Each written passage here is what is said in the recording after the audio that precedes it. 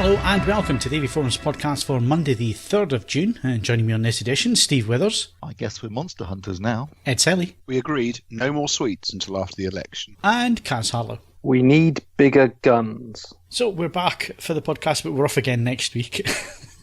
I think we've done two in a row for a while. The 20 minuters. Next week we're out of the office next week, so nobody's around to record on the Sunday, so unfortunately there's no podcast on the Monday. So we will be back on the, just checking my calendar, it looks like the 17th of June is the next podcast after this one. Like I say, we're off next week. Right, so what's everybody been doing? Steve, what have you been doing? I went to go and see the Waterboys.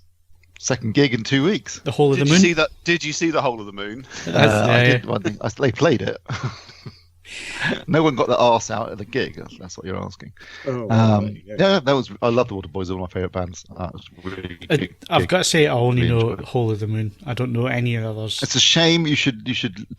Mike Scott, I think, is one of the best songwriters of his generation. And also incredibly talented in the sense that he can write different types of songs so easily. So if you look at the first three albums, it's very much the big music kind of stuff. Then they've got the more the more sort of country and folk influenced stuff from Fisherman's Blues and Room to Roam, and then he goes back to some more rocky stuff. But yeah, he can write in different genres. And he's incredibly prolific. So he's one of those bands or artists that if you're a fan of, you always get plenty of. Actually, the day after I saw them live, the album came out, a new album came out. So he's prolific. So there's a lot like, I'm also a fan of Pink Floyd, and they never do anything. They've done one album in the last 30 years. So it doesn't really help that now, like, one of them's dead, and the two of them are dead if you count Sid Barrett.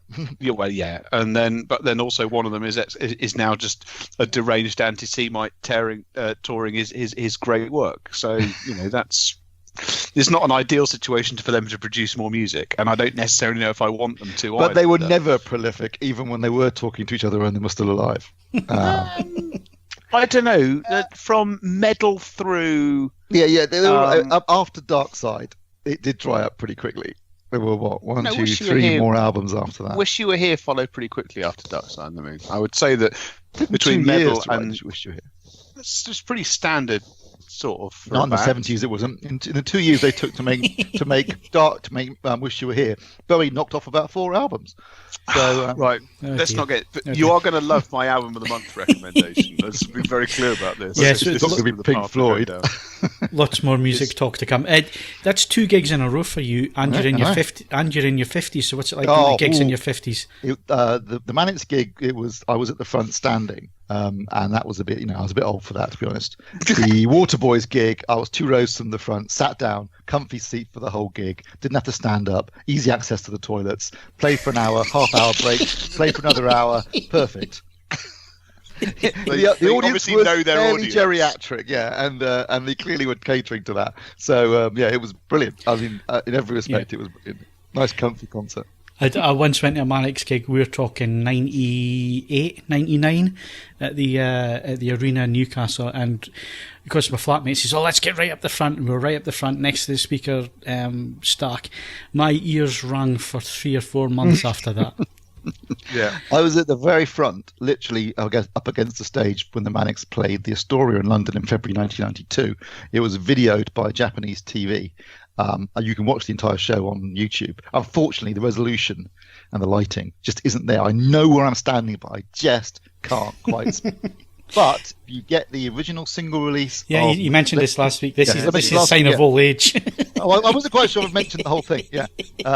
But that gig was filmed, and I'd love to get hold of a high-resolution copy of it because I knew where I was standing. So I reckon I'd be able to spot myself. In my youth, in my prime. Years ago, I went to see The Prodigy at the Reading Festival, and I went with a friend who later joined the British Army, participated in the invasion of Iraq in 2003, and an explosive device went off about 7 or 8 feet from him. This was in Iraq. In Iraq, caused him no lasting damage, I'm delighted to say, but he still reckons that it wasn't as loud as The Prodigy.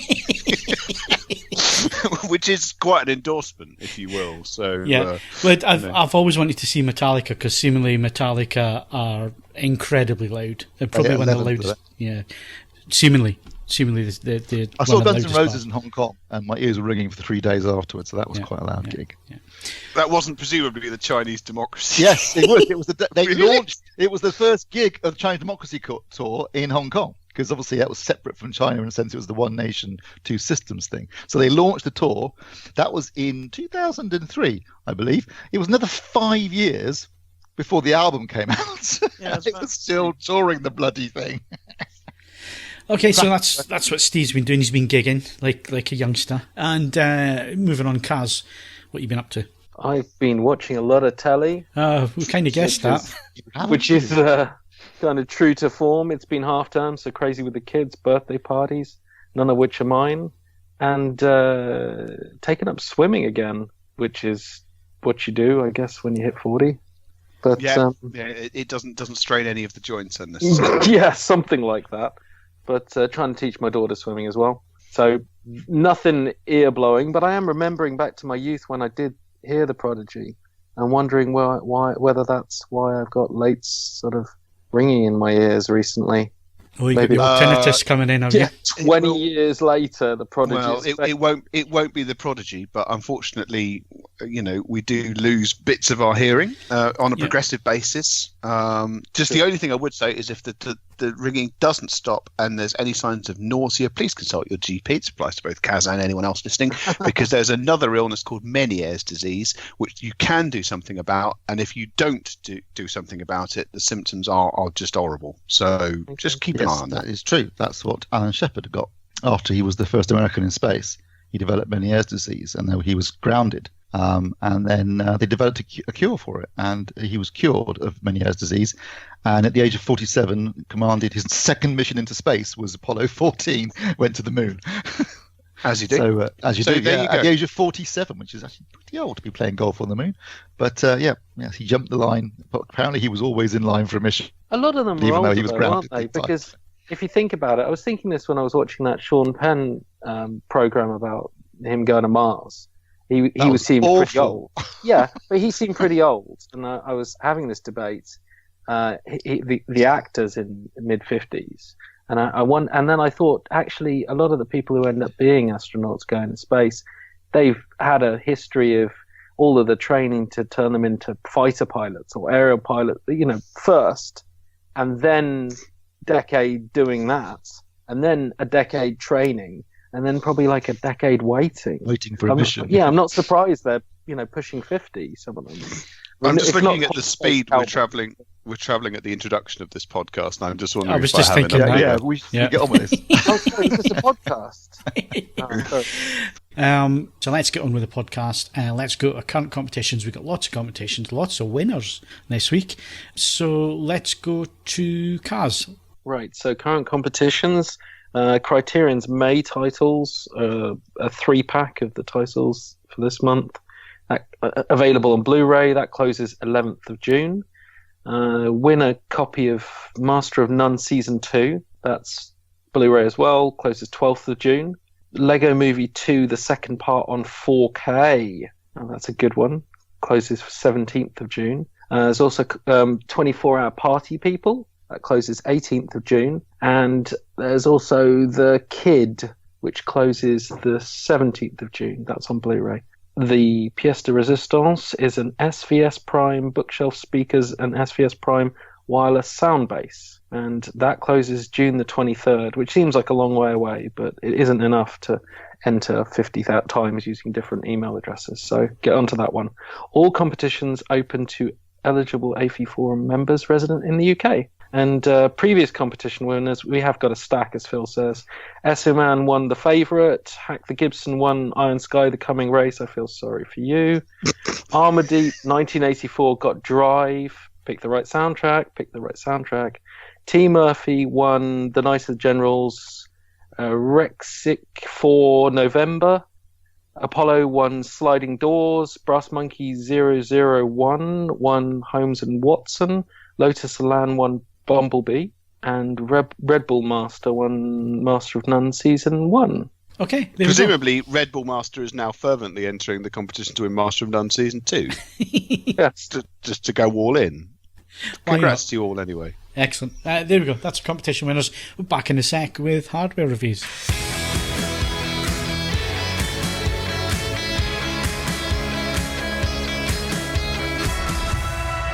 Okay, so hardware style, we've got a mix of everything this week. We have been audio heavy for the last few podcasts, but TV season is in full swing now, and believe me, I have been working through quite a number, and it's getting to the stage now we're arguing with couriers. I don't know if my other two colleagues on the podcast have this issue, but I had a TV delivered on a pallet wagon the other day, and the guy refused to. He said he was delivering it to the curbside, and he was going no further with it. Well, he wouldn't take the pallet back, you mean?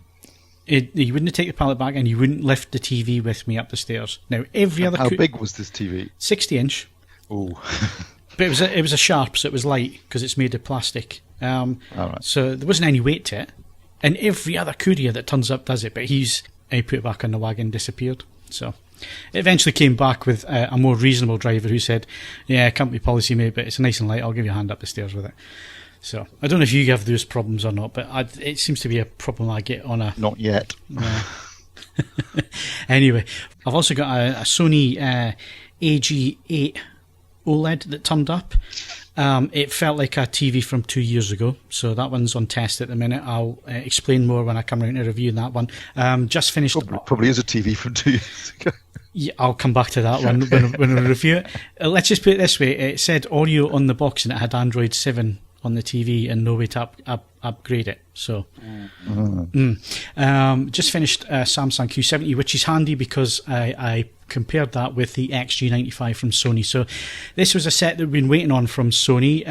The XE90, the XF90, the X93 was a cracking TV as well, if I remember right. Is the XE93 was a cracking TV. So, lots of high hopes for the XG95. And the reason for the high hopes is Sony always do good motion.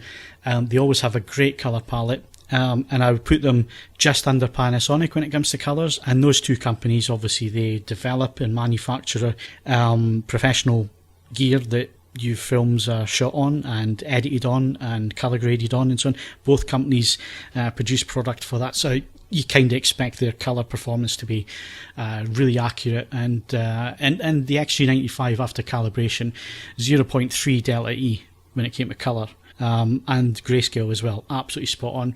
And that was using the controls on the TV. I didn't even touch the Calman for Bravia app, just used the controls that are available on the TV and managed to get absolute reference calibration and results.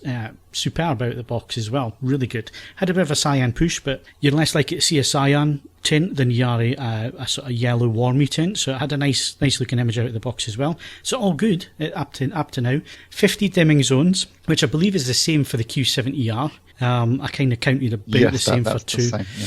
And there's £100 difference in price between them, so I think that Samsung's £100 cheaper than the XG95 for the 55-inch. So I had both of them side by side, run some comparison tests and all the rest of it, and I have to say, for SDR content, the XG95 is a superb looking TV, but the Q70R is not that far behind. I think the 70R, it just struggled a little bit with colour reproduction.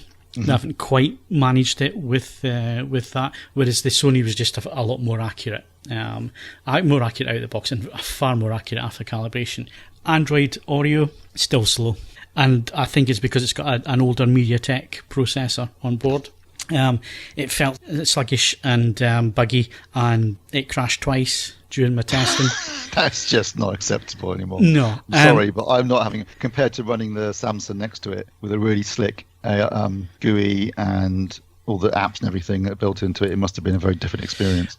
Yeah, it was. Obviously, you kind of fault the Samsung side. I mean, they've all got decent processing chips on board, and their software's not as hungry as Android is. Wi-Fi connection issues as well. It kept dropping out. So you set the TV up, set the Wi-Fi network. It was fine for that evening. Switch the TV off, come back to it the next again day, switch it on. No Wi-Fi connection. And no matter what I tried to do, I couldn't get back. So I had to reset the TV before it would reconnect and put my password in again and all the rest of it. And in the end, I had to shove a wired cable in the back of the TV. You see, from my perspective, we can talk about cyan tints, and I'll smile and nod and have not the faintest idea. This is first rung of functionality stuff. It is utter, and it doesn't matter whether we're talking about televisions or other things. If you fitted wireless connectivity to something, it needs to work, and not work conditionally. It needs to work unconditionally every single time. The very idea, and you're in the fortunate position, Phil, that you can Ethernet connect your television. I technically could too if I had to, but it's not an option that's going to be available to that many people. No, it's not. And it has to work. Yeah, absolutely. And this wasn't the worst of it either. And to me, it just points to cost cut. This is the one thing that just kept crossing my mind using this TV. And Sony used to make cracking LED LCD TVs, really strong products and all the rest of it. The build quality, they were pricey, but I think you got what you paid for. Yeah, exactly. But the thing is, I just felt it was cost cutting. And the biggest issue for me was when it came onto HDR. Super bright. Really bright, and a lot brighter than the Q70R. So the Q70R was about 800 nits. Yeah, 7,500 to 800 nits, round about that. Does its own tone mapping, so that's what you measure. It doesn't mean that it's going to do that. It was over bright on the EOTF, which all the Samsungs are. It's not down contrast to. Yeah, well, that's what I was saying. But you've got the dynamic tone mapping on top there, so even if you do that, it's still a bit overly bright in the mid tones. The Sony was really good. 1,200 nits. Brightness, peak brightness on a 10% window. The problem was it has the same issues as the ZF9, which is it lights up the black bars when you're watching scope films on HDR, and I mean it lights them up. And it was really, really distracting. And that'll get annoying very quickly. I've got video comparison footage and stuff, and for me, it spoilt the whole thing. It was a strong TV. I could have forgave it the Android and the Wi-Fi issues and again, this is a retail unit, so this didn't come from Sony. This was a retail unit. It was absolutely brand spanking new TV out of the box from Crampton and Moore. Thank you, Crampton and Moore, for supplying it. So absolutely brand spanking new. This is what you'll buy in the shops, and it's just. And sitting side by side, and the QLED can do it. All right, it's not as bright as the Sony, but it's tone mapping fair enough, and the colours weren't as natural. But the black bars were solid black bars for everything I watched in HDR. Whereas the Sony, it just lit everything up. I used the beginning of Alien, and when the titles come up on the screen towards the top of the screen, the whole screen just lit up. Oh God, that would be annoying. And then you've got the bits where they're waking up, so it's coming down the corridor and the lights all come on. And as the lights come on, the whole screen just lit up. And this Samsung sitting next to it, and it manages it perfectly fine. So I do not understand thinking and the engineering for Sony on this one. I really do not especially after the feedback that we gave them and lots of other reviewers gave them when it came to the ZF9, that they would launch this TV and it would have the same issues yet again. So yeah, I mean, you would think they would learn their lesson. They haven't learnt the lesson. If you're not a film fan, if you're going to watch HDR material at 16:9 and all the rest of it, and you're going to watch it in a bright room with lots of lights on, probably not going to be an issue for you. Probably wouldn't be that big an issue with the black bars either if you're watching it in a really bright room. But the vast majority of AVForums members, the vast majority of people listening to this podcast, and the people that we write for, they are movie fans, or they will want to watch things in a dim room or a dark room. There's no amount of bias lighting that would fix this either.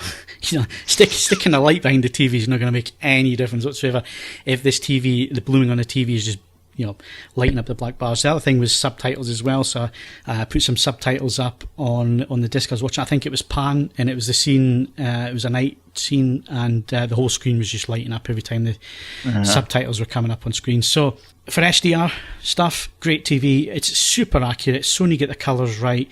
There's so many things I want to like about this TV, and then there's the cost cutting, and I don't know what the thinking is with the black bars, because if Samsung can do it with 50 zones and their black bars are solid black, what the hell is Sony doing? I really do not understand the thinking there one iota when it comes to that. And the other thing that surprised me is, once I'd done my review, I had a quick look around to see if anybody else was talking about this, and most of the other reviews, nobody mentions it. So yeah, I mean, if the black bars were the same as the Q70R with the really good colours, and don't get me wrong, in HDR the colours were excellent as well. Skin tones look incredibly natural. It's nice sharp images and all the rest of it. I'd have been handing it a highly recommended 9 out of 10. As it is, with the Wi-Fi connection issues, the audio issues, and these black bars, and anything that takes me out of content, takes me out of the movie, it's not going to get full marks. And I really want Sony to look at this. I hope they do go and have a look at this and have a rethink, because it's a 7 out of 10 from me. And even then, I think I'm being generous. I think you're being generous. It's not fit for purpose. I mean, I've got to say, we are 5 years into them introducing Android. It's been at least 5 years since they started using Android. There is no excuse for that system not to be running properly and not to be crashing at this point. I mean, you give them some, benefit of the doubt in the first year, maybe the second year. But, when people ask me now, should I get a Sony TV? My answer is always no, because I don't know how good the picture is. I couldn't live with that Android platform. I just couldn't live with it. But if the picture's not good either, there's some that's issues, it. You failed on all then counts. they're definitely not going to get it. Yeah. So I don't think that's acceptable. I think we need to do something about it. And I just want, for full transparency here as well, I have a Philips 903 here on long-term loan to use in comparisons and so on. I put that back up again to check the audio update on that. Works fine. To me, it comes down to what processing is being used in the TV. I've always found the Philipses have been much more robust and stable compared to the Sonys with the same operating system. Well, I mean, there is an element, though. This is possibly a conversation for another time if we have a slow one. But Philips is, we're talking about a manufacturer that is coming back from an almost zero presence moment and is determined to try and rebuild a degree of reputation in this sort of field. And you can see efforts where they're implementing new technology and working hard to ensure that the basics are all there. Sony's never had that sort of true wipeout, and on occasions it just sort of smacks of a sort of degree of complacency that they'll probably get enough sales via various mediums for it not to matter. And the end result is that if you do remotely sort of care about these sort of things, unfortunately it does matter. Yeah. So there we go. The video and the review, it's all ready to go. It will probably go up Monday night, early Tuesday, if you want to look out for that. I'm doing it then because I'll be around to answer questions, because I've no doubt I'm going to get lots of comments on this. Why are you giving it a 7 out of 10? And I think I'm being consistent, because the ZF9, I gave that a 7 out of 10 as well. For exactly the same reasons. Exactly the same reasons. Lessons have not been learnt. So it'll be interesting to see, what Sony do going forward. I mean, is it the fact that they're just putting LED LCD TVs out so they've got something on the market? Because it feels like, the XG95 feels like they're not really putting the effort in. Subjectively, that's what I'm thinking, because if you look back at previous sets, Steve, and you looked at a lot of the really good ones, like the XE93 and 94, which were cracking TVs. They were really good TVs, yeah. So I guess that was 3 years ago. Yeah. Up until 3 years ago, their LCD TVs were really, well, I'd say among the best, if not the best, on the marketplace, aside from the Android issue. But certainly picture quality-wise, you couldn't fault. But the last couple of years, they've just started to lose it a little bit. I don't know whether maybe they're just more interested in OLED. And they seem to be putting all their, that seems to be the main focus of their marketing and press-related events and that sort of stuff seem to be all about the OLED side of things. But it's a shame, because they did make some really, really good LCD TVs in the past. Yep, and I did have an invite, I think you did as well, to go and have a look at the large screens, the 82-inch and 90, or was it 88-inch and 92-inch? I can't remember. Something like that. They sounded like a lot of thought and care had gone into those, hundreds of dimming zones and, effort made. But then again, you're talking about £15,000. I think the other one's 80-odd thousand. So you kind of expect that. But unfortunately, I'm just far too busy to get down to Weybridge to have a look. I quite fancy to look at them, but, the way things are at the minute, just with work and everything else, it's just didn't have the time, unfortunately, to pop down. So, they're putting effort in there and having hundreds of dimming zones. I don't understand the XG95, and maybe, if they want to come back with some feedback, we'd be interested to hear that. Anyway, let's move on. Let's talk about soundbars, Steve. Mm-hmm. Yeah. A couple of soundbars have come my way of late, both from Samsung. They have very, very annoyingly, very confusingly decided to call the soundbars exactly the same as the TVs. So I saw the Q70 and the Q90 soundbars. Now the only difference, obviously for us writing reviews, particularly online reviews, you're always trying to sort of optimize it for SEO purposes. And obviously, if you put in Q70 and Q90, it's going to be looking for the TVs as much as it is for the soundbars. And I know the reason they've done it is so that people would buy a Q90 and think, well, okay, I'll get a Q90 soundbar to go with the Q90 TV, this sort of stuff. But it does make it a bit confusing for the consumer, I think. Anyway, the way you can tell the difference is the soundbars are HW-Q whatever. And there's an R at the end as well, but there's also an R at the end of the TV model number, so that doesn't really help. So the HW at the front indicates it's a soundbar. So I had the HWQ70R and the HWQ90R. So the HWQ70R is a soundbar and subwoofer combo, wireless sub, and that's basically a replacement for last year's HWN650. So the N650 had upward firing drivers, but it didn't actually support Dolby Atmos or DTSX. The new Q70, the HWQ70, that adds support. So one of the criticisms last year of the N650 was, it doesn't support. It's got upward firing drivers, but doesn't support immersive audio. That seems like a bit of a mistake. And this year, obviously, Samsung have listened to feedback and decided to add in Atmos and DTSX decoding to go with the upward firing drivers, which is a nice touch. Because in terms of pricing, it's the same price as last year. It would have been for the N650. I think it's $799. You can probably get it cheaper than that now. That was the original list price, which is a bit toppy for a soundbar and sub combo. Not cheap. I'm not saying it is cheap. But if you've seen any of the Samsung soundbars, and they've been getting really good over the last few years. It's well made. It's nicely designed. It sounds great. The sub has had a redesign this year. It's been beat up a little bit. So have they been using the Harman name on it as well? Yes, it's got Harman. This generation. So this year's soundbars are the first ones that have been developed in conjunction with Harman. So last year Harman were involved, but only at the very end. They basically did a bit of tuning at the end before they were released. This year they were involved in development from the beginning. So they've got some Harman DNA in there, as well as Samsung's own Acoustic Labs involvement. So I think that definitely, in my opinion, reflects in, they sound great with music, and I think that might be Harman's influence as much as anything.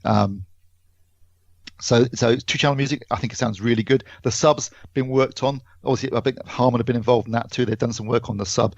It's a bit more tighter, a bit more controlled than last year's, which could be a bit boomy at times. I think it's got a better sub. It's got the DTSX and Dolby Atmos support, and I think it's a really good little soundbar. My one complaint, and this is a complaint I've got not just at Samsung, a lot of manufacturers do this, but Samsung are particularly bad offenders. It's only got one HDMI input. It's got one HDMI input and one HDMI output. And these days you're thinking, well, if I want lossless sources, I can easily have more than one lossless source. Now that can be mitigated if you've got a TV that supports EARC, because you can connect 3 more devices to the TV and then send it back by the 4th HDMI output, the one that supports EARC, and send lossless back to the soundbar. So that is an option. And apparently Samsung have just released a firmware update for their 2019 soundbars that adds EARC. So I fed back to the meeting and said, no, why haven't you got EARC? I think you really need to have that on your soundbars. I think that's a mistake not to do it. And I think maybe they were planning on doing it, but it just took a bit of time to get it sorted out. So that helps a little bit. But obviously that's assuming your TV supports EARC as well. If it doesn't, then you can't. Just a quick one, Steve. I was under the impression that the Samsung TVs were going to have EARC as well, but they don't at the moment, do they? So they don't at the moment. And when I asked them whether they were going to have them, they were thinking about it. But I think, again, they need to, if they're adding it to the soundbars, they really need to add it to the TVs as well. So I'm sure they will. But as far as I'm aware, right now, their TVs do not support EARC. Yeah, they don't at the moment. But there was just something sticking in the back of my mind when I was writing the review today. And I'm sure they mentioned at some point they were going to. I remember I did ask them specifically about it when I reviewed the Q90. And their answer was, there's no reason why we can't. There's no reason why they couldn't. They said that the current HDMI inputs, whilst not HDMI 2.1, are capable of handling 4K at 120 frames a second. Yeah. VRR, dynamic metadata, VRR, and EARC. They can do all that, everything but 8K, basically. Obviously, they can do everything they need to do. It's just a question of whether they implement it or not. But I'm sure they will at some point, because there's going to be a lot of demand for that, I think, over the if you're doing it with your soundbars, it makes no sense not to do it with your TVs too, because that's the whole damn point. Anyway, it's a well-made, it's a good soundbar. It's a little bit toppy on the price, I have to say. I think if you're looking for competition, around that price point, then there's what else we got? The Sony, the HT ZF9, the Sony from last year. That's Again, that's a single unit and wireless subwoofer combo. Supports Atmos and DTS:X, although it doesn't actually use upward firing drivers. It uses psychoacoustics. Probably a more direct comparison would be the LG SL8YG, which has just been released, and that's almost identical, except it's tuned by Meridian rather than by Harman Kardon. That's about 700 quid, so you can save 100 quid there if you wanted to. And those two, the Samsung and LG are very similar in terms of their performance and design and features. Yeah, and so that's the Q70. We've also got, I also had a look at the HW Q90R, which replaces last year's HW N950. And this is the only soundbar currently available that does a genuine 5.1.4 immersive audio experience, because it's got the front soundbar, which has got the front 3 channels, plus also 2 upward firing drivers and 2 side firing drivers, actually, wireless sub, and then 2 wireless rear speakers that have, obviously, forward firing and 2 upward firing drivers, so you get genuine immersive experiences. Nothing, it's not just because most of all the others, in fact, because they're all doing it at the front of the room, the experience is very much at the front of the room. There's nothing going on behind you or above you and behind you. So this is the only soundbar combination I know of that actually delivers this out of the box. You can buy wireless sub packages, optional packages for a lot of the other speakers, a lot of the other soundbars, but none of them, as far as I'm aware, have upward firing drivers built into them. So again, if you want the actual overhead rear channels as well, this is the only way you're going to get it. So it's the only real soundbar, I think, that competes with a sort of an AVR and speaker package option. Although, if you go for an AVR and speaker package, I think it will always sound better because you're obviously getting. But for the same money, Steve, though, you're only going to get an AVR that maybe does 5.1.2. Yes, I mean you'll be lucky to find. It's not. Again, it isn't cheap. It's $1,500, which is a lot of money. But you'll be paying about the same for a 5.1.2 AVR plus speaker package anyway. Yeah, I think roughly. And obviously, it might sound better, but I think the Q90 sounds fantastic for what it is. If I was buying a soundbar, it'd definitely be the only soundbar I'd be considering because of what you're going to get in terms of the experience. And obviously, it's a lot easier to install. I mean, with an AVR and speaker package, you're going to have to cable everything up. It's a lot more wiring involved. It's a lot more intrusive in terms of your living room. A lot more partner issues, I suspect. Whereas with this, you stick the soundbar into your telly, you put the sub at the front, 2 speakers at the rear. Obviously, remember, you've got to plug them into something. So whilst they're wireless, you do have to plug them in because they're active. But apart from that, it's pretty straightforward. Steve, does it have auto EQ to set everything up? No. If I had 2 complaints, the first complaint is the same complaint as the Q70. There's not enough. There's only 2 HDMI inputs and 1 HDMI output. Again, given that I recently had a Harman Kardon soundbar in for review, there's got 3 HDMI inputs. You're thinking, put some more HDMI inputs on these things, because you could easily, yes, you could run it through the TV, but like I was saying earlier, you end up doing it lossy that way unless you've got EARC throughout the entire chain. So you could easily have more than 2 lossless sources. So that annoys me. The other thing is that there's no auto EQ setup, and that's something that I really think Samsung need to look at, because with a system that's this good and well designed in every other respect, setup is pretty much, unless you can get hold of like an Atmos test disc, there's no easy way of setting it up in terms of setting the levels, and even then they're pretty basic.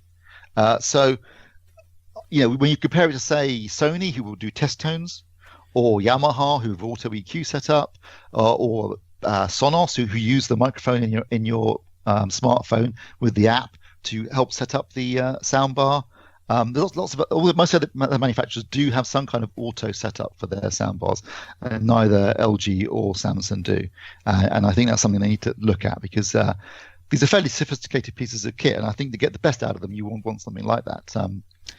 Having said that, once you do set it up correctly, and if you can, get hold of a test disc and that kind of thing, the performance is excellent. It really is good. It's a real proper immersive audio experience, which you just wouldn't get from any other soundbar. You'd have to go for an AVR and speaker package to get the same kind of experience. No, I think this is just because, and Ed can chime in here as well with his thoughts, but I think the sector of the market that we're in, we always think, oh, well, for that money you could get an AVR and speaker package. And it's the number one comment under these reviews is, oh, that's $1,500. I could get an AVR and speakers. The thing is that these are 2 completely different approaches to the same thing, and people need to remember that just because you could get an AVR and 7 speakers doesn't mean that the person wants that. It comes down to the whole you're dealing with it's whether you're going all in and you want to control every aspect of the purchasing decisions, the amount of space it's going to take up, all the rest of it, or you simply want it to fit and forget. And this is it's not just soundbars, it's absolutely everything. Going back to the review I did of the Roon software, you can build your own dinky little computer to run Roon as a sort of head unit, and if you know what you're doing, it need not cost an awful lot of money. And next to that, the solution that Roon sells, or that a couple of other manufacturers sell, that costs well over $2,000, all of a sudden it looks, like, why on earth would you do that? Well, for a lot of people, if you're cash rich, time poor especially, you just want it to come out of the box and work. And putting a price on that, everyone puts a different price on that. I think it's the most diplomatic thing I can say in that regard. Yeah, I just think we need to remember that, and I mean us as well as listeners out there, that these products, they exist because there is a need, basically. Yeah, absolutely. And if somebody wants a soundbar, and they've got the room for these 2 wireless speakers at the back, that's a fantastic option for them, where they can't have the AVR and the 7 speakers. We know the AVR and the 7 speakers is better technically better in terms of sound quality and all the rest of it, but they haven't got the room for that, or they haven't got a partner that's going to put up with that. So I think, like I say, us as well as others out there need to just bear that in mind when it comes to the comments and so on, because we know the performance is better with an AVR and speakers. It doesn't suit everybody. And just to wrap up on the soundbars, Kaz, you use the N950. Yeah, interestingly, I was going to chip in. I wondered what the difference was between the N950 and what you're describing in terms of rear Good speakers. Good question, Kaz. And my answer to that would be not a lot. Oh, okay. Sorry, because it's the same here. It's wireless. Obviously, you have to power them, but they're active rear speakers, and I think it's the best of both worlds. I mean, I get that there are going to be definitely benefits to having the full setup. But I mean, it really is the best of both worlds, having active rear speakers. How long have you had the N950 for now? Gonna say 6 months. How are you getting on with it? Yeah, it's phenomenal. I mean, it does sound really good, doesn't it? I mean, if you watch something like Spider-Verse and you turn the sound up. I mean, I do push the limit of the subwoofer, but you turn the sound up, and it really does the trick. And, okay. I don't have speakers in my ceiling, so I can't compare to that. To be honest, Kaz, most people don't have speakers in their ceilings. It's just not practical. So even the AVR, when I talk about buying an AVR and a speaker package, that speaker package will be using upward firing drivers. There won't be speakers on the ceiling. So that would be the default solution for 90% of the majority of the immersive audio setups in this country will be using some sort of form of upward firing driver, not speakers on the ceiling. That's a very small subset of people who can not just afford, but actually go and start cutting holes in the ceiling, whatever, to put speakers up there. Afford the space, you mean? Yeah. And the space, and just having someone agree to doing that. Yeah, and the divorce. Yeah, exactly. In answer to your question, in terms of the N950 and the Q90, there's very little difference. They are very similar. The subs had a bit of a tweak. So the sub is the same sub that's with the Q70 that I was talking about earlier. It's had a bit of a redesign. I think maybe that's been some involvement from Harman Kardon. So the sub is, in my opinion, slightly better, but not that it was bad on the N950. And I think that I'm not sure the N950 will be getting EARC, so that might be a difference as well, that will be only applicable to the Q90. But otherwise, and it's got the other thing it's got is adaptive sound feature, but basically, which you probably wouldn't use. So basically, the two are extremely similar. So if you've got the N950, I don't think there's any reason to go and upgrade. Be happy with what you've got. But if you're in the market for a new soundbar, then certainly, and you really want something that's going to do proper immersive audio, then it's definitely worth considering. Okay, so there we go. A bit of sound and vision this week, and there'll be lots more vision going ahead. Like I say, lots of TVs and stuff coming in now. And Steve, you've been looking at some AVRs and stuff, so we're going to talk about that back when we come back on the 17th as well. Right, so that wraps up our hardware reviews. We'll be back in a sec because it's end of the month, but it's not the end of the month, it's the beginning of a new month. But we're going to talk May's choices for Ed's music when we come back.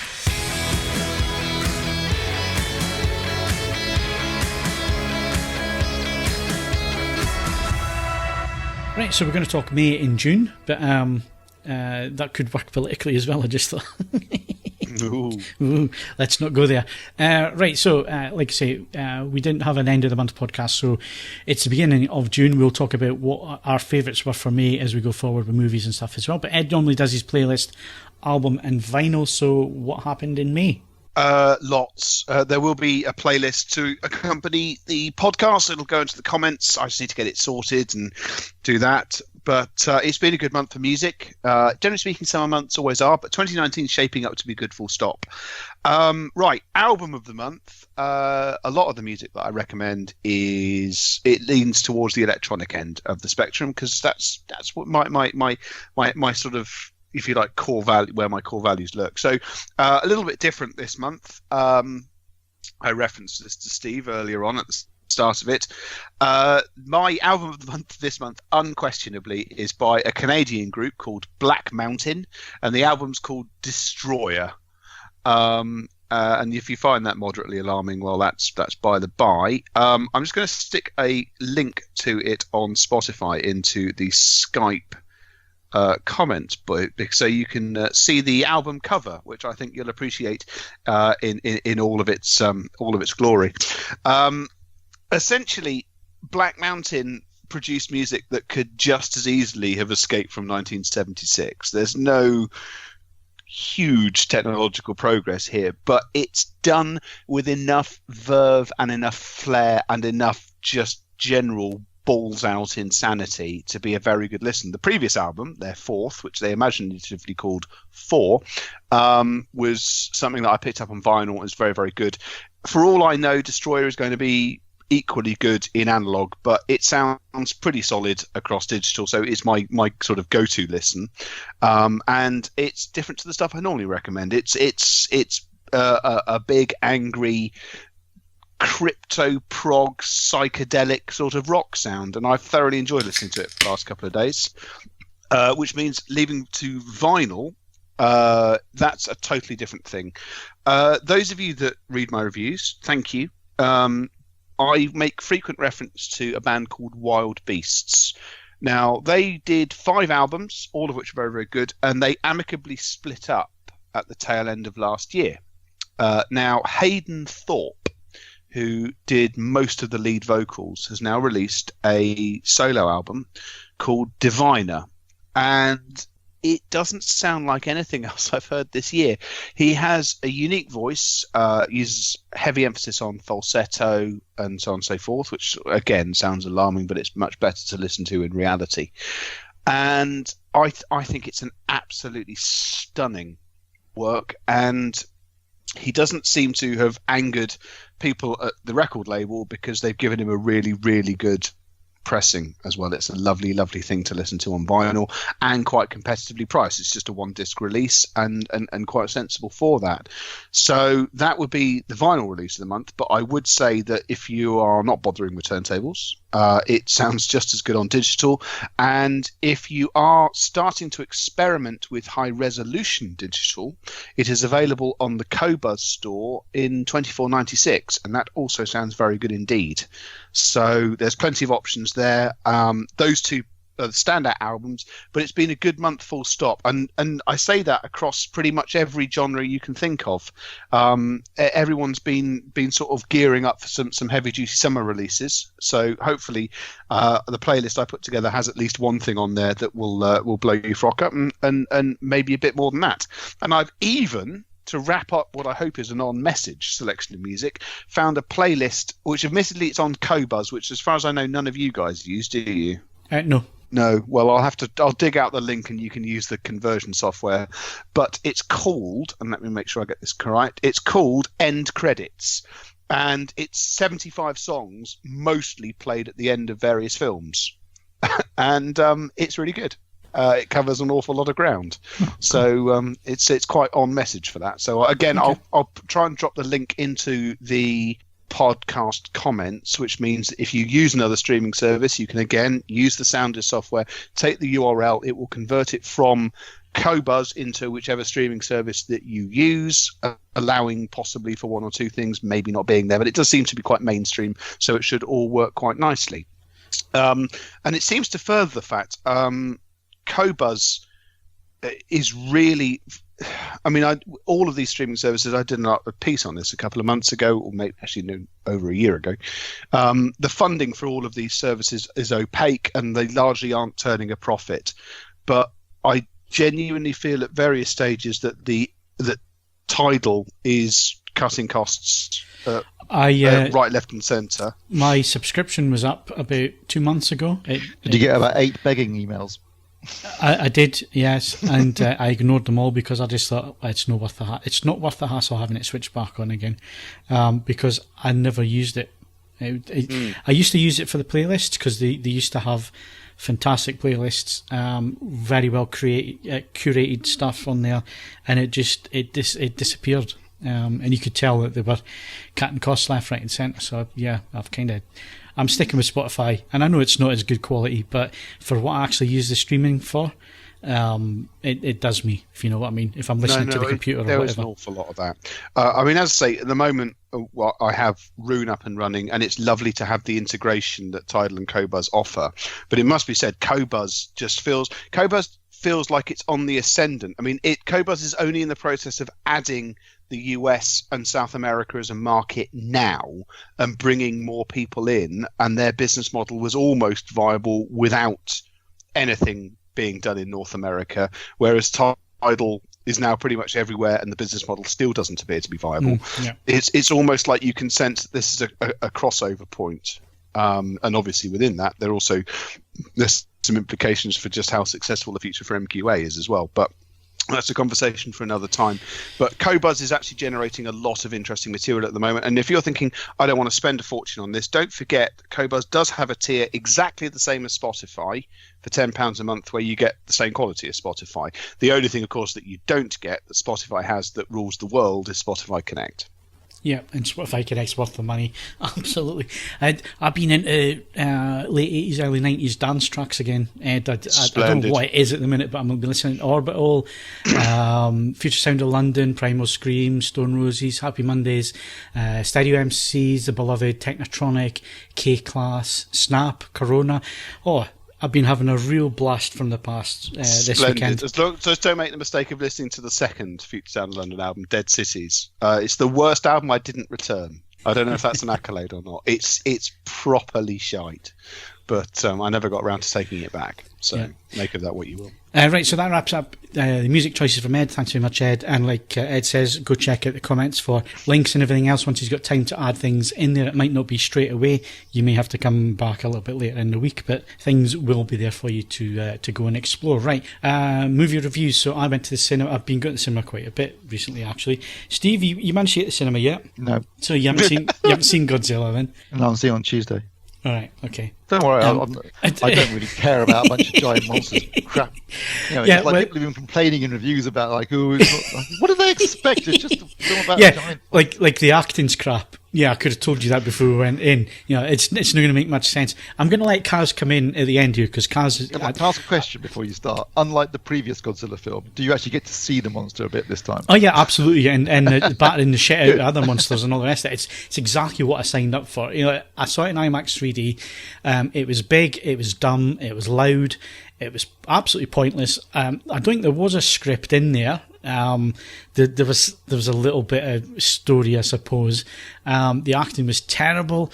Mr. Dance was wasted, and he's usually really quite entertaining, and there was none of that. But you know what? I absolutely loved it because it was big, it was dumb, it was extremely loud. This is going to be the demo disc when it comes on the 4K Blu-ray. It was phenomenal in IMAX with the immersive sound. and it makes full use of it. And there is so many scenes where, as you can expect, it gets used. The story didn't make a jot of sense, and I know Kaz is going to come in here, because if you know anything about the Godzilla universe and all the rest of it, you're going to get a lot more out of it than probably what I did in terms of story and what the actual monsters were and all the rest of it. But for me, it was just big dumb fun, and I was laughing at it. For all the wrong reasons, but I was having a thoroughly entertaining time in the cinema. I think I was just in the right mood, and it pushed all my buttons in terms of visuals and sound, and it was big and it was dumb and it was silly. But Kaz will give you a proper review. But for me, it was a 7 out of 10. And if you've got a few hours to kill and you can afford to see it in IMAX 3D, go see it in IMAX 3D, because it's phenomenal. That's what I'm seeing it in. Right, Kaz, you can tell us all about it. Well, I mean, I wasn't far off in scoring. I gave it a 6 out of 10, and I really don't honestly know how people award it 1 star. I'm not naming any popular magazines here, but 1 star for Godzilla. It seems. Was Cosmo Landsman involved in that by any chance? I have no idea, but it was a little bit ridiculous. Obviously, someone really took umbrage with it. Cosmo Landsman is the equivalent of me being the chief writer about football for a major magazine or newspaper. He is a film critic who actively appears to hate film. It's an extraordinary achievement. It doesn't leave you any room, because everything Phil said is absolutely right. It's big dumb fun. So it doesn't. If you're going to give this 1 star, then you're not going to have room for things which don't even have any visuals and sound and all of the rest of it. I mean, there's no room to go down from that. So there's a lot of enjoyment to be had here. I just think that for a 2-hour movie, it really did go out of its way to be stupid. And for me, it doesn't have to be really clever beyond the realms of its own little universe. It just has to have a bit more in-movie logic. So, for example, to compare it to Pacific Rim, I think Pacific Rim was a load of nonsense, but it had enough in-movie logic to keep me going during some really good action sequences. It allowed the suspension of disbelief. And that's all I'm talking about. Same for, like, Tron Legacy. I mean, they're nonsense films, but that suspension is enough to get you through a hell of an audiovisual journey.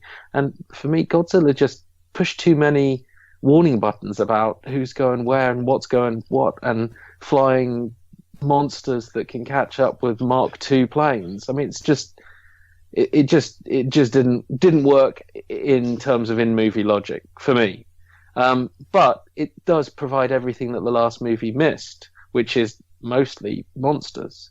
It doesn't just have them as like a coda at the end. This is right from the get-go, full loving respect to giant beasts that go proper inferno.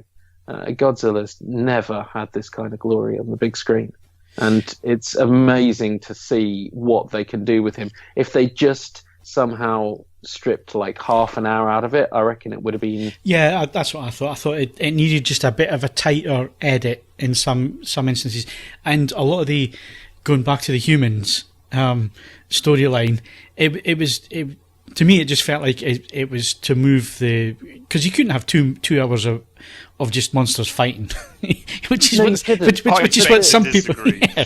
But you have to have some. Yeah, you have to have some logic in there. But the thing is, these people that say no, this was a bit far fetched and all the rest of it, they're giant monsters. For God's sakes. I didn't find it at all far fetched. But I think you could easily come up with a very simple plot about a bunch of monsters getting unleashed, particularly as the last movie ended with the revelation that there were more monsters. So you could have just fudged over it. In this one, they had to give it some kind of grand plan, Endgame style plan. Not Endgame, sorry, Infinity War style plan, which was really implausible within the movie. Didn't make a jot of sense. And even Charles Dance was going, what are you trying to do? And by the end of it, he looked really confused by his own role. He was questioning, like, the person he was working with, going, what did you really expect? It's monsters. Yeah. And you're thinking, what did you expect, Charles Dance? You were in on this. so yeah, I mean, it's really silly. It's like you say, there's no logic in there, but by God, I had a lot of fun. And the collateral damage. This was the other thing, though. You've got people standing underneath these monsters as they're fighting, and they're acting as if nines. A few more could have got squashed early. That would have been awesome. Yeah. But yeah, it's big, dumb, stupid fun, and if you've got a couple hours to waste at the cinema, and you can go and see it in IMAX, it's worth it. As long as you're in the mood for it. Don't go expecting, a work of genius, because it ain't that. The Meg is more of a work of genius compared to this, but Blimey. but if you like things that go boom and bang and airplanes shooting missiles and that kind of, it's right up your street. Well, that's fair enough. I won't be going to the cinema, but thanks. That's good. It's worth seeing on a sound system of some kind, Ed, in the future. It's I'll take your word for it, but it's just so very far away. It'll be the new subwoofer test disc. That'll be the one. Absolutely. Right. So we need to do film of the month for May. Is there any competition really here for May, Kaz? No. I think it's only going to be Endgame, isn't it? I have a funny feeling we said Endgame last time we did this. Did we not? Say Endgame? Let's look at where Endgame is. And I think you're right. It's just been playing for so long. Is Endgame end of April? Where are we at? Yeah, I think Endgame was April, Oh, no. We can't say Endgame anymore. You'll have to dig up something else. Although I did see it in May.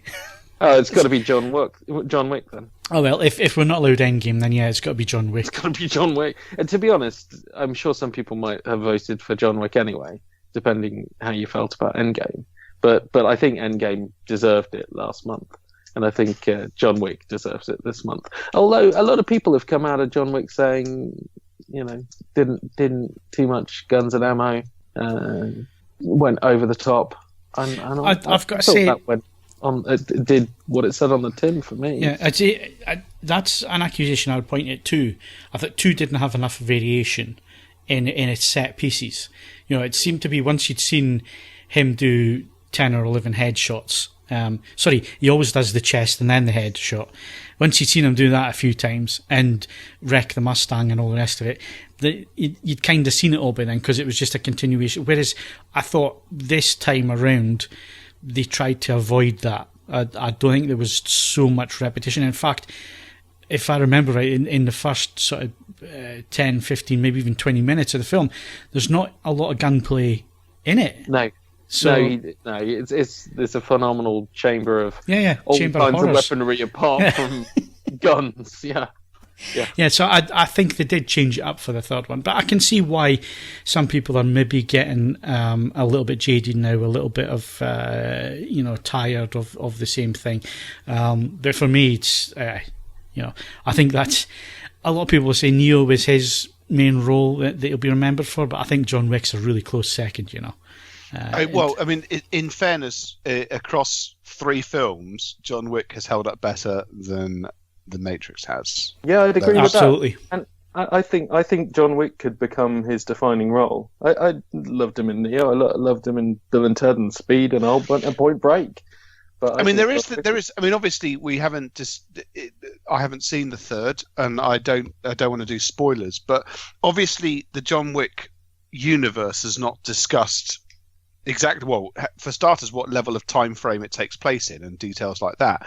But nonetheless, it would allow him to age. One of the biggest problems with having a very sustainable franchise is that, it doesn't necessarily allow for that to be something that happens.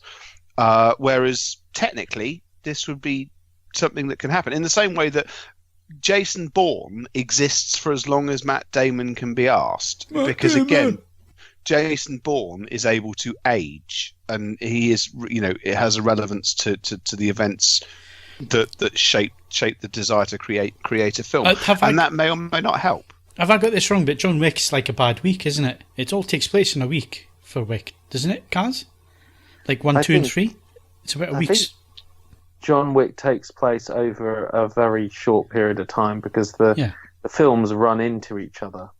So yeah, I think his current timeline is going like that. It's maybe a bit longer than a week, but it's certainly a month. He's having a really bad month. He could age. There's nothing within the remit of the film to but does prevent Keanu Reeves age? Well, no. Well, actually, this is an interesting thing. They may or may not have cast the only immortal Hollywood celebrity, but nonetheless, one of the things that prevents so many in quite promising roles is that the person playing let's face it, Wolverine, Hugh Jackman was incredible as Wolverine across a number of different things, but he's ageless, and even though he tried very, very hard, Hugh Jackman isn't.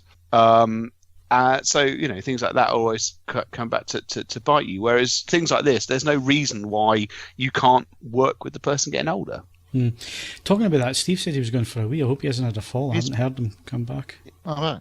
Oh, yeah, you're there. Okay. He just decided to wee himself where he sat instead. It was easier. I was going to ask you film of the month, Steve, but you haven't been at the cinema this month, have you? So. Yes, John Wick 2. All right. Well, we've said that already. John Wick. Right, so that was our film of the month for me. We were going to say Endgame again, but we said that last time around, so we had to have something new. Right, so films opening this week, Kaz, nice and quickly, because we're really pushing time again. Sure. A couple of small ones, Gloria Bell and Late Night. But the big one that everyone presumably has been waiting for and potentially dreading, but it might turn out to be amazing, X-Men Dark Phoenix. That's their second shot at doing the Phoenix Saga, which was previously done in X-Men The Last Stand. And they've given it another bash, which could be great news and could be X-Men Apocalypse. So I am so confused when it comes to X-Men. Why? I don't understand the time frame now. It's just I've seen 1 and 2 and I think I gave up after that, trying to keep up with it. Well, this is still essentially alternate prequelville, alternate universe prequelville. So this is still them young before the events of the other one, which will never happen because of Days of Future Past. Is that what we're saying? Steve, help me out. I never even bothered to think about it. But it's all the same thing. It's all the same universe. Yeah, it's post Days of Future Past, resetting the timelines. In other words, basically ignoring X-Men 3. Yes. Which was the one that did the Dark Phoenix storyline the first time. So that's basically gone now. This is the X-Men First Class younger cast doing the Dark Phoenix storyline. Yeah. Let's be honest. It doesn't matter. Okay, this is the last Fox X-Men movie. Yes, it is. Yeah. Once this is there's New Mutants, which just hasn't been released yet because it apparently tested so badly. That's coming out in February. But basically, just forget it. All we want is for Marvel and Kevin Feige to get on with dealing with X-Men and Fantastic Four properly, presumably in Phase 5 of the MCU. But don't worry about it. So if I've got this right, this takes place in the past, yeah? 1990s, I think. Right, so but we've already seen them in the future, so where's the jeopardy here? Because they changed the timeline. Yeah. Right. So in the original X-Men movies, they had X-Men, they had X-Men 2, and they had X-Men 3 Last Stand, where Jean turned into the Dark Phoenix, killed a bunch of people, including Cyclops, and then everybody died, including like Professor X and Magneto, or X went to the astral plane. But whatever. It was nobody liked the movie, and people were really upset with the way it went. So when they did the prequel series, they did First Class, and then they did Days of Future Past, which was a way of changing the future so it didn't go to Last Stand. So it no longer follows that trajectory. So everything else kind of happens the way, but it's a bit like what they did with the new Star Trek films. And so now it goes down a different path, but similar things happen. So this is the equivalent to the old X-Men 3 film with the new cast. Right, okay. Totally confused, but it's in the cinema. If you want to go and see it, go and see it. We kind of skipped over the other two. Gloria Bell, that's Julianne Moore that's in that one. Sean Austin, has he done anything since Master Frodo? Don't think he has he? Since Lord of the Rings? Was he in Stranger Things? Yes, he was in Oh Stranger yes, Things yes, too. he was. Yes, he was. So anyway, that's a drama romance comedy. It's out on the 6th of June. 7th of June is Late Night. It's a late night talk show host suspects that she may soon lose her long-running show. That's Emma Thompson, I believe she wrote that, or certainly I think she wrote the original story for that, and blah blah blah. And it's got John Lithgow in it as well. Mindy Kaling wrote it, I think. Right. Yeah. Which leaves me in two minds, because Mindy Kaling, stuff that she writes is usually very, very good. I just don't necessarily enjoy watching her as an actress, which is a complicated. To be fair, the trailer makes it look quite funny. I think she's done a good job on the writing front. She is a very, very good writer. Like Seriously second fiddle, which might save you on the acting front, because I too can't stand her. I do like Emma Thompson though, so probably catch that one when it comes on a streaming service. Yeah, it doesn't strike me as one that you necessarily need to see in IMAX, does it? So. No, not at all. Right, so if we're going to stay at home and catch up with some of the latest releases on disc, what can we have in 4K, Cats? Lego Movie 2, recommended. Clint Eastwood's The Mule. The entire old 90s Batman series, 80s, 90s. So the Keaton ones, Kilmer, and the best Batman of all, George Clooney. So the fans thought at the time, eh? I love that old quote about how he's the only Batman who nobody complained about. Because it's the same. Everyone's complaining about Pattinson, and everyone complained about Kilmer. Sorry, not Kilmer, Keaton. And everyone complained about Affleck. They complained about everybody but George Clooney becoming Batman, which is just irony considering how terrible that film is. An absolute turd. Yeah. But I have to say, I love the Keaton Batman films. I adore just there's a lot of time for them. Yeah. I would potentially pick those up, actually, when I think about it. We'll see. Those are coming to 4K. And on Blu-ray, we've got The Kid, which is a sort of a pseudo Billy the Kid, Pat Garrett story told through the eyes of a kid. Directed by, I lose his name right at the last minute. The guy who played Kingpin in Daredevil Season 3 and all the Daredevil. Vincent D'Onofrio. Thank you. Directed by Vincent D'Onofrio. I think it's his second film he's directed. I didn't even know he directed. But it's a very good-looking piece, but it leaves you wanting. 24-hour party, people. Well, Steve. It's absolute brilliant, this film. I really, really like it. But then I was a fan of Tony Wilson. I think he was the most naive man in recording history with Factory Records. It's great. It's been a long time since I last saw the film, though, so it might not live up to. It might not have aged well, but certainly when it came out, I thought it did him justice. I love the bit when he's talking to his wife and he goes, "I honestly believe that Sean Ryder might be a poet on a par with Keats and Yeats." And his wife goes, "That's interesting, because everyone thinks he's a complete." It's brilliant. It's really funny. It's interesting because it was shot on SD cameras or something. Yeah, SD. It's shot on SD, so in 1080p, it's not a great looking movie, and it's interesting that it kind of suits the period and the style. Yeah. But I'm not sure that it's what people necessarily expect from a Blu-ray, even considering that it sort of suits the period and style. It does look like you've picked up an old video. But, which I'm sure what the look that they were going for with that one. Anything else out, Kaz? Stan and Ollie, which is supposed to be okay, and the classic Andromeda Strain. The only thing about that is that's the thing with the that's virus. Where the but yes, I know what the film's about. Thanks, Darren.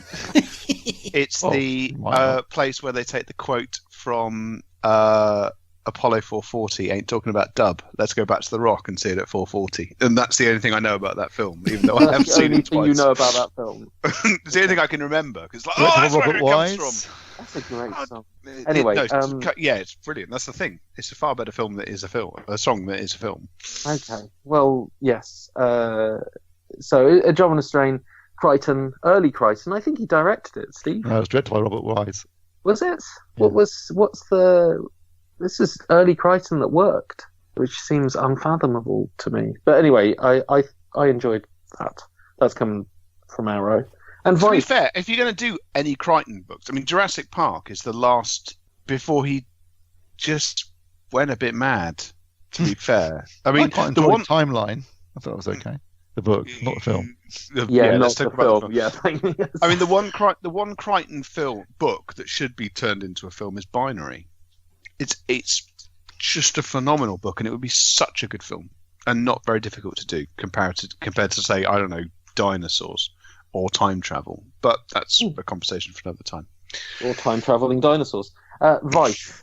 Which I really hoped that we'd get a PR disc for, or that would miraculously get a 4K release.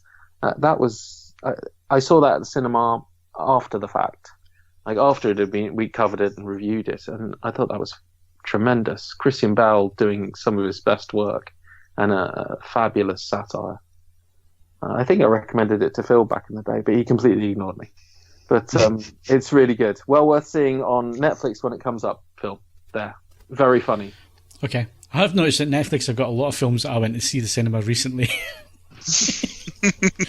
Latest one being The Mummy, the Tom Cruise Mummy turned up on Netflix this week, which I thought was hilarious. Well, it's an occupational hazard, except that there's so many films. As I say, I don't have a physical disc player at the moment. I mean, they're on disc in the old house, and I'm sure that my ex-partner would be happy enough for me to use them. But I've deliberately avoided having a physical disc player in the house, and this is the limitation of being totally reliant on the streaming services, because just a number of things just aren't there. So okay, we're going to have to go to Steve for the next bit, which is the discs of the month, because Kaz's reviewed them all.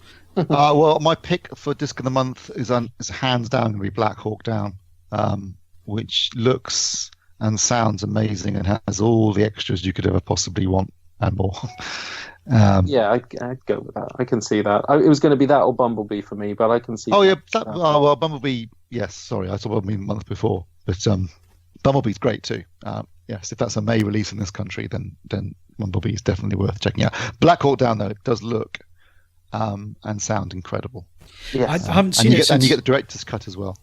I think the last time I watched it was when I picked up the South Korean DTS special edition. It was thing. I had the Blu-ray, and it was the same. It was an original Blu-ray. It was released in 2006. It was one of the first films to be released on Blu-ray, and they hadn't re-released it since. And in fact, the disc with the I'm pretty sure the disc that's included with this new release, the Blu-ray included with this new release, is still the same one from 2006. But comparing the two, it's like, my God, the difference is staggering. Yeah. It looks gorgeous. It's beautifully shot, and because most of the cast are now famous, it's easy to tell who the hell's who than it was when we saw it back in 2001. I've got to say, it was one of those movies where trying to keep up with who was who. Yeah, because you've got a bunch really of difficult. young unknown actors with shaved heads, wearing fatigues and and camouflage paint on their faces, and all covered in dust and dirt, and you know who's who. But now you watch and you think, oh, it's Jamie Lannister. Oh, it's Tom Hardy. Hardy, yeah. You think about half the cast at Orlando Bloom, and there's Ewan McGregor, and there's now it's a lot easier to tell who's who because half the cast have gone to superstardom. Can I just say I wasn't here for the last podcast. That I went to see Black Hawk Down at the cinema with a number of friends of mine, and we went to see it at the Mile End Genesis. I don't even know if that's still there. And it was an extraordinary experience because it became abundantly clear about halfway through that the vast majority of people watching the film with us weren't rooting for the Americans, which made it a tremendously interesting experience to watch. Unique, I would say, and very memorable for that. But I completely agree. It's one of those things you watch it now and you think, oh, blimey, it's what's his chops. But yes, it was trickier at the time, but it was certainly one of the most unique cinematic experiences of my life. There you go, anecdote done. You get the same experience if you watch Band of Brothers. Again, it's just chock full Oh God, of my God, famous again, Tom Hardy pops up, and just loads and loads of people that James McAvoy, yeah, people that have gone on to stardom are all and Jimmy Kimmel. Don't forget he's in there. Oh as yeah, well. Jimmy Kimmel's in it, isn't he? Weird one. Anyway, Black Hawk Down will be my choice for disc of the month. Okay, good stuff. And streaming wise, what can we look forward to this week, Kaz? This week we've got the rest of Black Mirror season 5. So we had that one shot that the interactive game. I think it's 3 episodes. Only three episodes, I thought I heard. Yeah, which might disappoint some. But they're feature-length films, basically. Yes, yeah. I mean, they're probably going to be phenomenal. But so the rest of that comes out, and Designated Survivor season 3. After that died a death, Netflix bought it and they resurrected it. So people want to see what happened with Kiefer Sutherland's president. Then that's this week, and also I Am Mother, which looks like actually quite a good Netflix film. Count me slightly surprised. Hilary Swank and a robot bringing up a child in a post-apocalyptic universe, or is it? Looks quite interesting. And I've got to do a shout out for Deadwood, the movie, which is just I'm watching this as soon as we finish this podcast. I'm going to watch it. So it doesn't quite hit next week, but it's out now. Go watch it now. And drop everything if you haven't seen Deadwood and watch the whole of Deadwood, all 3 seasons, and then watch the movie. What's that on? If we wanted to do that, Now TV or Sky, it's all boxed up on Now TV. But get in there; it's like 28 days to live. So that's because they only have it for X amount of time, and you never know whether they're going to renew it and then say, actually, we've got it for a year. So it just counts down ominously. So, but I highly recommend that. Okay, good stuff. So that's streaming wise and so on. Right. So, TV shows of the month for May. I'm going to drop out of this Easy. Dead easy. Yeah, this is not a competition. This is Chernobyl all the way, surely. Yeah, best thing I've seen in decades. Which is ironic, because if you'd asked people a month ago, I reckon most people would have gone with Game of Thrones, but it's another HBO production. Okay. So let's do this quickly because we are running out of time. But obviously we want to get your thoughts on it. So let's do Game of Thrones first then. Try and do it without too many spoilers. Sure. But what was the reaction? Because I think a lot of people, even though I've never seen any of it, I certainly cottoned on to what was happening on social media and so on, that people weren't happy. Yeah. 1.5 million people signed a petition saying that they wanted the ending reshot. 1.5 million people. Honestly, Game of Thrones has always been full of twists and, if you really want to call them that, narrative disappointments. If you love certain characters, it always killed them off, or it always did certain things to them. It's just after 8 seasons, some fans were unhappy with where it went. The only thing I will say that is pretty universal when it comes to feedback is that they rushed it. If it wasn't for that, I think it was absolutely fine. It dealt with a lot of great endings for people, and it had some phenomenal episodes. Episode 3 was a high point in the whole. Was it? You don't think that after 7 seasons and being the big bad since the very first scene of the very first episode, goes back to they rushing just tidied it up in one episode? It goes back to. Can we be clear about this? They manned a wall for 8,000 years for that. Yeah. I know, but that goes back to rushing it in terms of actual. I agree. I mean, they rushed it. There should have been an entire season on fighting the Night King. Think about that battle in season. I can't remember. I don't memorize the episode. Season 1. There's a bit where they knock Tyrion out. You don't even see the battle because they had no budget for it. Was it season 1 or season 2 where he gets the big slash across his face? Yeah. And you don't see the battle. So in comparison to that, that's the battle. Well, to be fair, as I was watching it on Now TV, I didn't see the battle anyway. The level of you know what you say. That did not help. But look, can we be clear about this? My television is correctly set up, and it was unwatchable. Of course it is, because it was 7. I didn't even see it, but it was 720p and it was compressed to hell, and it was shot in the dark. What do you expect? I WhatsApped Withers in sheer fury. It was most frustrating. The season was massively rushed. In fact, the season 7 was rushed too. I mean, they could have done. I don't understand why they were rushing. HBO would have been happy to take 10 seasons of 10 episodes a season. I reckon the cast cost too much, and they just. Well, apparently they were paying Lena Headey $1 million an episode for the last season. She was doing very well there. But she just sat at a window and drank wine. Which is funny, because you could have just offed her and actually ended in a better way with the fight against the zombies. Well, yeah. I mean, I just found the ending to be unsatisfying. Not because they didn't necessarily go a certain direction. I just felt the whole thing was it just felt like was that it? After all that. And the problem, I think, is this, and I'm not taking credit for this because it's something Mark Bernardin said on Fat Man Beyond, but he was absolutely right. If you look at Frank Sinatra, couldn't write a note of music, but was an absolute genius at interpreting somebody else's song. Benioff and Weiss did a brilliant job at adapting the books until the books ran out. As soon as they had to start doing it off their own backs, in other words, from the middle of season 6 onwards, they had to start making it up themselves, and basically with a bit of guideline from Martin. That's when it started to go wrong. That's when it all became rushed, and they started writing it like it was a movie. Yes. And all the things that Game of Thrones brilliant weren't there anymore. It's a real shame. I mean, I think that they were brilliant at adapting the books and terrible at making it up on their own.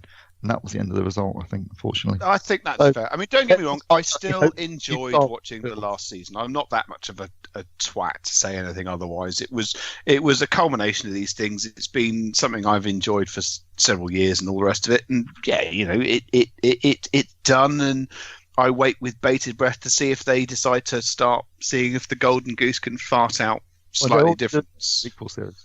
But they're going to do lots of things. But it is still irony that in the month of Game of Thrones, the finale, we're all voting for Chernobyl as being, which is also HBO, which is as being the It's an HBO Sky co-production, isn't it? Yeah, which is the best production. I mean, probably the best production we're going to end up with this year. I mean, I think it's the best TV I've seen in decades. Yeah, there you go. So it's utterly. I mean, to quote Ed's ex-partner, bleak as but it is compulsive viewing. Yeah, it was extraordinary. And when you think about that, there's only one creative license item in the whole thing as a deviation from reality. Well, the scientist lady is. Oh yeah, she's a composite character, but otherwise it's all exactly. Otherwise, yes. Have you seen it, Phil? No, so please don't spoil it for me, because I do intend to watch it. The reactor blows up. They are spoiler. yeah. I kind of know how it happens, but yeah. It's little touches, but I mean, without no spoiler, how they show the accident initially. Yes, sorry, guys. Genius. Hang on a second. Sorry, there was no explosion. No. Yeah. There's no graphite on the roof. Okay. Just let's get that straight, right? Well, apparently. Oh, you mean in the TV series? Yeah, yeah, it's brilliant. Yeah, no, it's absolutely amazing drama, Phil. I mean, just incredible. No, I'm looking forward to it, so please don't spoil it. And the last episode's on Tuesday, so you can watch it in one hit or something. Not in one. I'm going to have to, because it's on Now TV and it'll disappear quite quickly. Yeah, exactly. Yeah. No, it's been absolutely outstanding. Be pushing it for the first episode. Yeah. Well, there was Sky co-production, so it should stick around for a while, if not indefinitely. Well, you told, but then sometimes they'll take things away and then bring them back to try and entice people to subscribe again. That's kind of what they do with the Now TV thing, isn't it? So yeah, Element missing at the moment. It's back in July, apparently. Yet. Right. I've noticed that it's on, but obviously it just. Actually, do you know what? I'm in a weird position because I've only got 5 days left on my internet for the month, and I've got about half the allowance. I can blow 10 gigs a day. So I'll probably get some stuff. I'll get some stuff done in that. Because I'm enjoying Good Omens as well. If you fancy. Watch that. Yeah, really good. I won't lie. I'm sure that they've done a wonderful job, but it is one of my favourite childhood books, and I know how it looks in my head, and it won't look like that in the thing. So I think you'll be pleased, though. I think you'll be pleased because Neil Gaiman did the. Yeah, I know, and it is, and the cast is fantastic. Oh, is it out? Well, it started on Friday. It was there on Friday. Where's my review, Kaz? This morning. I'm surprised you haven't passed me by. To be fair, after American Gods, I'm not sure I was feeling Gaiman at all, but I did notice it being up on Amazon. Yeah, okay, I'll get on it. Give me 12 hours. Okay, so that's TV shows of the month. There's quite a few things I mean to catch up with, and I haven't had time so far, because I believe there's Tuesday nights on BBC Two or BBC Four. They're running documentary series at the minute, and there's the New Planets thing as well. On Tuesday, I think it is, but also worth a mention because I think it's been absolutely brilliant. Sunday nights, What We Do in the Shadows is pure genius. The new TV series based on the film. Very, very funny. Laugh out loud funny at times. Okay, I'll try and catch that as well. It's been a good. Normally, summer is, and we haven't even actually set Phil off on just how much the Top Gear trailer annoyed him. So we're doing all quite well here, aren't we? So yeah, let's not go there. One place I will go very quickly because I had to cut out the last podcast, and we really should mention it because obviously the prequels, the Star Wars prequels, it was 20 years ago that they hit, and there's been lots of coverage in the press and stuff recently, and online and on movie sites and all the rest of it. And it's basically, has time been kind to the prequels? Do we see? Has time been kind to us? That's my question. Probably, but to quote Game of Thrones, nothing f***s you harder than time. But do we now look at them in a different way than we did back then? Because I'll be honest, when I came out of the Phantom Menace, there's been a lot of rewriting the history and all the rest of it. But the first sort of 3 or 4 times I saw it, I didn't hate it. I hated Jar Jar Binks, but I didn't hate it, and I think it kind of built up over the months. I tried to find things to like. I saw it 4 times, and I think it was in denial for most of that time. I kind of in my heart knew it wasn't what I was expecting, and I was disappointed by Jar Jar, obviously, and the whole midichlorian thing and that kind of stuff. But looking back now, I stand by, I think I've said this on previous podcasts, but I stand by it. I think of the 3 prequel films, Phantom Menace is the only one that really feels like a Star Wars movie. I mean, it's shot on film, for one thing. It's shot on location. They shot it on sets. They had practical effects. And a bloody awful Yoda. Terrible Yoda. How Yoda looked worse in 1980 than 1980 is beyond me. Yeah. But also the plot was very Star Wars. In other words, it was lots of running and chasing and trying to get somewhere. Whereas the second 2 films, Clones and Sith, they're standing on green screens. They look bored shitless. The plots are rubbish. That doesn't make any sense. The dialogue is appalling, and it just feels like they're going through the motions again. And coming back to what you've been saying about Game of Thrones, Sith felt rushed. It felt like everything that was in Sith could have been 3 films. That could have been 3 films. The make down to 3 films. Yeah, the most interesting thing was the bit they skipped over, which was the Clone Wars. And that's off screen. Yeah, exactly. And they've tried to fix that ever since. But that's a bit like the way they handle some of the things in Game of Thrones, isn't it? They skip over it, and then everyone's like, "Well, what happened there?" And then they have to fill it in with. You watch Clones and Sith. You don't have to have seen Menace because there's nothing in Menace that relates to the 2 films anyway. It's even a different actor playing Anakin, so it's a strange choice this far. It would have made more sense. But it's been an interesting weekend for that. I was down at my parents'. My mother found a selection of photos. No, I've got rid of that years ago. She found photos of that I'd taken at the Homelands Festival. And what was more is that we found them, and then the bloke who was in the photo, he pointed out that the photo had been taken on Facebook. Yeah, it was skinny head. I couldn't believe it. Yeah, it was taken. I can't believe you ever looked that young. It was taken at 3 a.m. on the 31st of May, 1999. We found it exactly 20 years later. Which is just deranged. And yes, I did once look like that before the cynicism, weariness, and beer took over. So Yeah, you did look particularly young in that one, Ed. I've got to say. Do you want that as the podcast header picture then? Well, I mean, I took it on my phone. It's probably reasonably high res. It's up to you. So there we go. Took it on your phone. No, I mean, I took a photo of the photo on my phone. Right, yeah. And on that technological bombshell, that's it for the podcast this week. If you've got anything you want to add to anything that we've discussed in the podcast, then add it to the comments section, either on YouTube or on AVForums underneath this podcast. And my thanks to Kaz Harlow. You call this coffee? Ed Selley. Just a pair of breasts that talk. And Steve Withers. Hang on a minute. I just realised something. I'm quoting from the wrong Godzilla. I'm quoting from the 2014 rather than 1998 version. You had a better quote. Did we not quote from the 1988 version last week? No. All right. Well, I'm going to do it from the other one just for a laugh. Go on. It's not the end of the world. Don't forget, you can follow us on Twitter and Facebook, bookmark avforums.com for latest reviews, news and videos. Plus, why not leave us a 5-star rating on iTunes, but only if you enjoyed the show. Also, why not head over and check out our YouTube channel for videos of the latest product launches and reviews, and feel free to subscribe while you're there. My name is Phil Hinton. Thank you for listening, and we'll see you again on the 17th of June. Until then, bye-bye.